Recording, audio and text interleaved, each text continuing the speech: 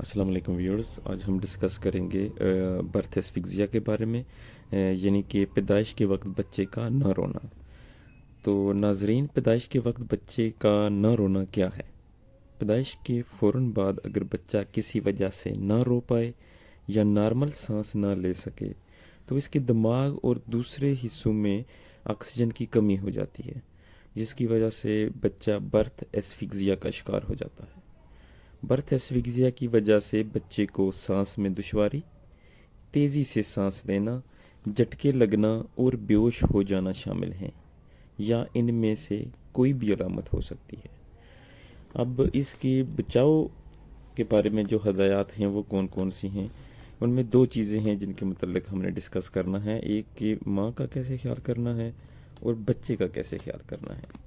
تو پہلے ہم ڈسکس کر لیتے ہیں کہ ماں کا خیال کیسے رکھا جائے۔ نمبر 1 پوائنٹ ہے، حمل کے دوران باقاعدگی سے ماں کا معائنہ کسی ماہر امراض نسواں سے کروائیں۔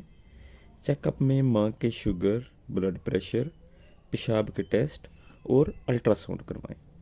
نمبر 2، ماں کو حمل کے دوران اپنے ڈاکٹر کی ہدایت کے مطابق تشنج یعنی کہ ٹیٹنس سے بچاؤ کے حفاظتی ٹیکے لگوائیں۔ نمبر 3، حمل کے پہلے 2 مہینوں میں فولک ایسڈ 5 mg ایک گولی روزانہ دیں اور ماں کی بہتر خوراک کا خاص خیال رکھیں۔ نمبر 4، بچوں کی پیدائش کے دوران مناسب وقفہ نہ ہونا بھی اس بیماری کی ایک بڑی وجہ ہے، لہٰذا اپنے ڈاکٹر کے مشورے سے بچوں کی پیدائش میں مناسب وقفہ کریں۔ اور اب بچہ پیدائش کے بعد جو ہے اس کے بعد کون کون سی باتوں کا خیال رکھنا ضروری ہے، ان میں سے شامل ہیں پیدائش کے فوراً بعد کے پہلے 1 منٹ سے 2 منٹ بہت قیمتی ہوتے ہیں، لہٰذا بچے کی پیدائش ایسے اسپتال میں کروائیں جہاں نوزائیدہ بچے کو پیدائش کی فوراً بعد دیکھنے کے لیے چائلڈ اسپیشلسٹ موجود ہو۔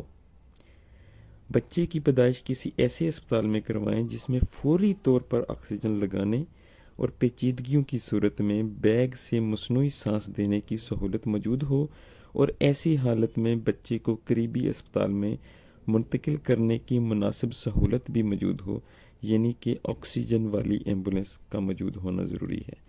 یہ ایسی چیزیں ہیں کہ جن کا ہمیں بہت زیادہ خیال رکھنا چاہیے۔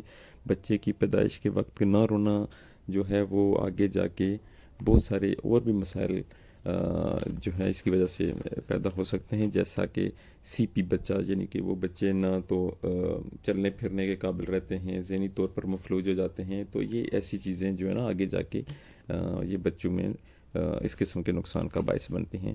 تو اس لیے پیدائش کے وقت مناسب انتظامات ضرور کرنے چاہیے، ماں کا خیال رکھنا چاہیے، اور بچے کی پیدائش کے فوراً بعد ایک اچھے ڈاکٹر سے، چائلڈ اسپیشلسٹ سے معائنہ لازمی کروانا چاہیے۔ Thanks for watching.